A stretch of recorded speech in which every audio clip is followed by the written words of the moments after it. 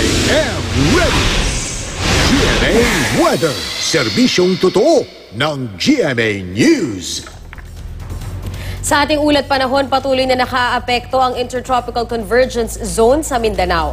Ayon sa Pag-asa, hanggang katamtamang ulan at thunderstorm ang mararanasan dyan ngayong araw, habang kalat-kalat na ulan naman ang asahan sa Luzon at Visayas. Sa Metro Manila, maaliwalas na panahon ang asahan ngayong maghapon base sa datos ng The Weather Company. Tamang-tama para sa mga lalabas ng bahay para magdiwang ng Mother's Day. Narito naman ang taya ng panahon sa iba pang bahagi ng bansa.